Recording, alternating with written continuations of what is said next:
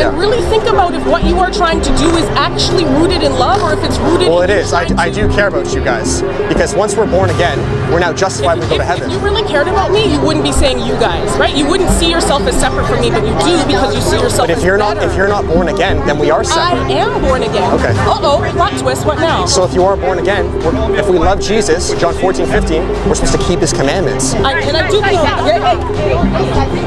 It's probably time. We're all down here, minding our own business, having our great gay-ass time. Yeah. You don't need to be on here evangelizing in this way because it's that's illegal. So it's okay. It's okay. I'm no problem. I got this. To this person, not to you, right? And so you don't need to be doing that sort of evangelical bullshit because it's judgmental, right? And it's actually flying right in the face of the message that you are trying to... When you're done, I want to respond. When you're done, I want to respond. Can I respond? You jumped in to tell me that you're going to let me talk? Okay, go ahead. Well, I was trying to be polite. Consent about recording. So I'm helping you. I'm on your side. Right, you're in my ear also. I know. Did you give him consent to videotape you? We're in a public area though. Can I? So he's interrupted. I'm trying to answer you. So I understand. I completely agree. It does sound very judgmental, but I just want you to root from my perspective, right? If I had people who were close to me into homosexuality, let me finish. If I was a big fornicator and idolater just a few years ago, and I knew that the wages of sin is death, wouldn't you view it from my perspective as the most loving thing to do? As someone who was raised in the church, I know, but I can give you the verse though. Matthew 5:28. What I understand is that a lot of what you are saying is baseless, and it's like you're taking little tiny bits of the Bible in order to further a super hateful agenda that actually doesn't align with the teachings of Christ, who says that I am truth, I am love, right? And that he loves everybody. He does. On the cross.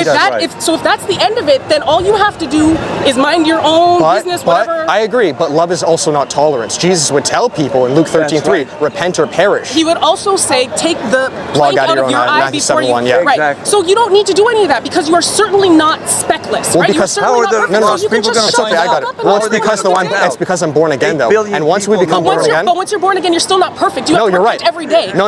It's a one and done deal. And you're still not supposed to be judgmental even when you're saved. Eternal life. Well, there also is John. Why are you talking? It's okay, I got this. Don't worry.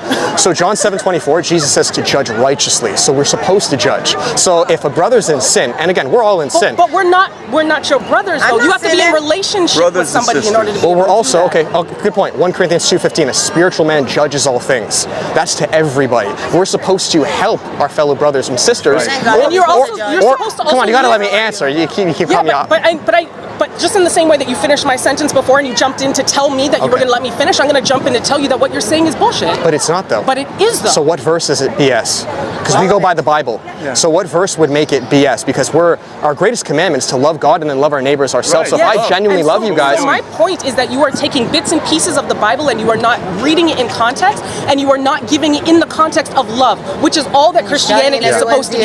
You are supposed to, as a Christian, as a Christian, you are supposed to be living your life. You are supposed to be a living example of the Bible that you are quoting. Yeah, amen. And right now, that is not what this is. So what if someone is, let's say their house is on fire, but let's just talk about what you're doing. Let's not talk about burning houses. Come on, you got me. Shut up. Go ahead. If someone's house is on fire, it's okay. Just ignore it for a second. It's okay. Just ignore it for a second. I'm not. It's okay. I got it. So it's okay. It's okay. It can get violent if you want it to, It's okay. It's all right. You're gonna beat me up. Let's just chat. We're not with them. We're not with them. Any violence here? Now you're antagonizing people. Please just ignore it. Let's go there. No, please just ignore it. I'm willing to talk to you, but if this person talks to me one more time, I'm not with them. Okay, then tell him not to. But just, I'm saying, just if you can, please ignore it, because I can't control it. So what I was saying is you're right. I keep sinning. We're all going to keep sinning. But once we're born again through Christ, which is accepting Christ into our heart, He begins. Sure, but just one sec. He begins to clean us very slowly. So I was a massive fornicator. I was a massive porn watcher.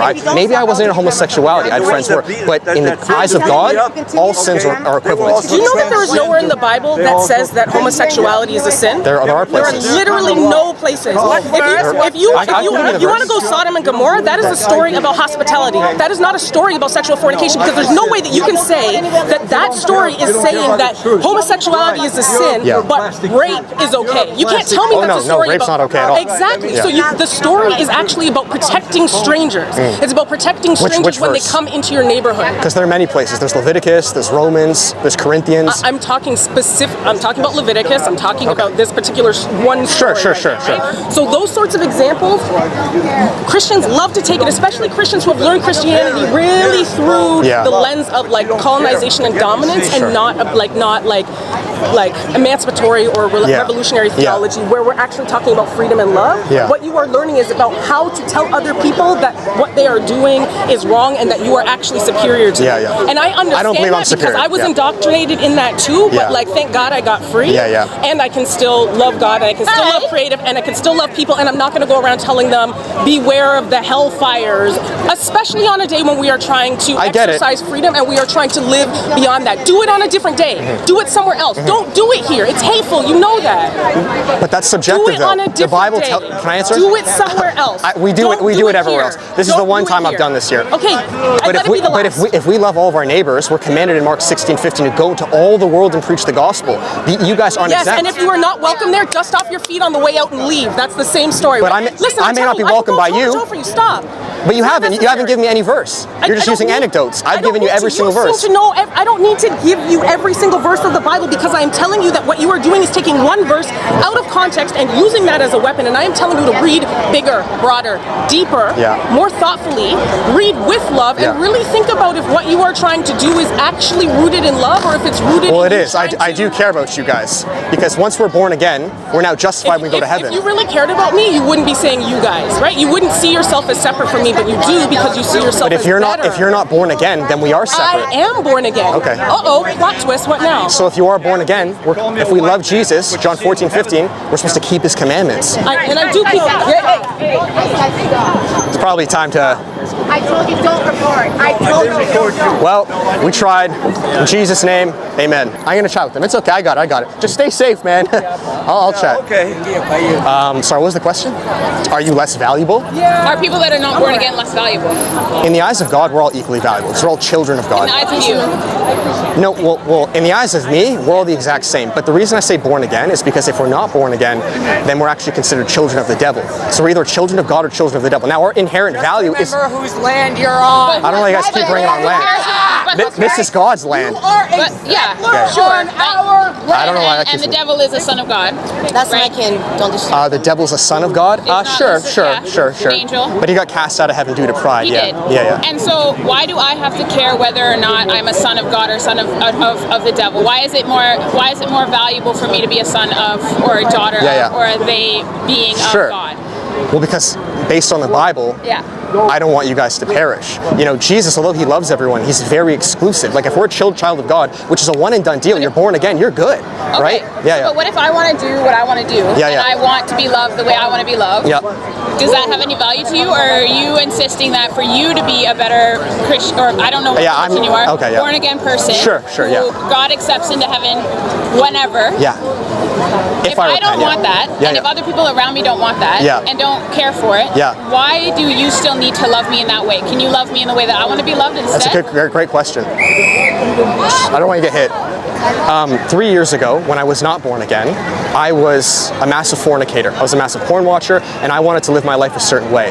But the problem with that is that my way is not God's way, and the wages of sin is death. But here's what I did, though. Here's what I did. Because I've now been celibate for 3 years, and my flesh didn't want to do this. But once I'll just say this, but once I humbled myself and I said, Christ, if you are real, fill me, he changed my desire. So it's not even me like, oh, I'm struggling. I just don't like having sex anymore. Because it's not that now my flesh does, yes, but the spirit that now lives within me overweighs that. So that's how I've been celibate for 3 years. So will I get tempted at times? It's not better for you to be celibate than not. No. Yeah, it's not a matter of that, but it's based on what Christ wants us to do. So as we become born again, what he wants you to do. He doesn't care what I do. He cares maybe what you do. Well, when we're born again, though, we naturally become children of God. I do not want to be born again to be a child of God, so that he can tell me how to have sex and what's good for me and what's not. Well, it's not that I'm fine. Yeah. It's not that he's. Well, we think that we're fine, but the wages of sin is death. Like.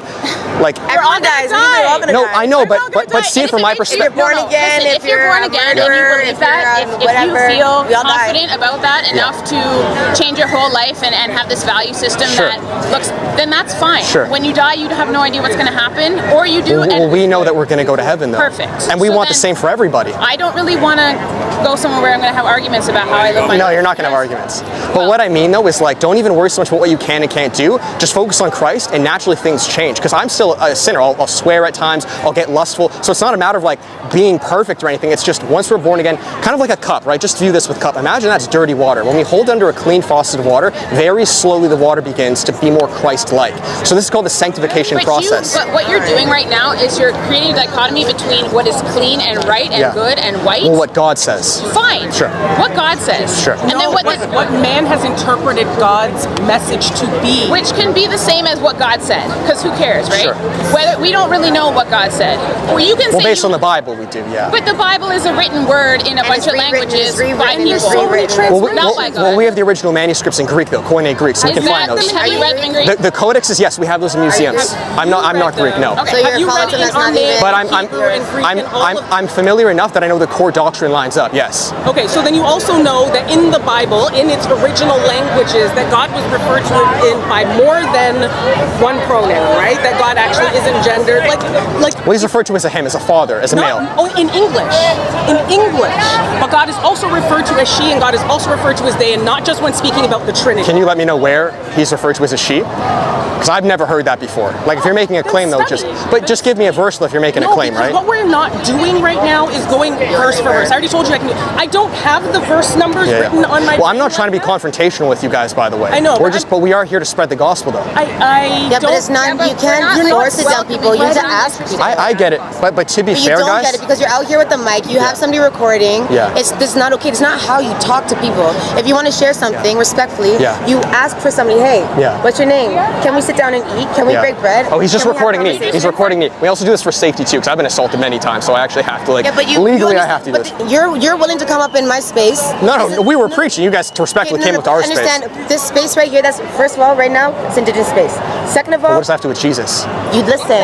You need to listen. Go ahead. You need to listen. Not everything that you think and know is correct. Sure. You're in space that is meant for people to relax and have a safe time. Do you understand the importance of what pride is about? So we already told them. Do you understand where it originated from? Do you understand? Satan. That's where pride. He fell out of heaven because of pride. That's where it originated from. If you're asking. What you're doing is Satanism work. Okay. You are forcing people to hear what you have to say. Nobody asked you. You're not doing it. Well, that's fine. Then so what we're gonna do is we're gonna keep preaching. You're arrogant. That's fine. And you think that it's okay. It's not. It's not okay. If this doesn't affect you, then why don't you just move on? Then we'll continue to preach. What it does affect is people who can't speak up, who don't want to speak up because they feel fearful. There are other people here that have been indoctrinated and have been harmed by the same church, the same religion that you're talking and preaching about. I get it. The same religion that's colonized people all around the world. Yeah, but Jesus didn't do that. Those were Catholics. I don't give a fuck what Jesus said. I don't give a fuck what Jesus would do. So we're gonna head out then. If you don't want one-on-one, we're gonna head out. Keep it moving and stop harassing people. We're not harassing. You're harassing people. By you shouting this in people's ears, you're traumatizing other people that don't want to hear this. You're not thinking about people that have suffered at the hands of hearing people talk like this. And you're still fucking recording me.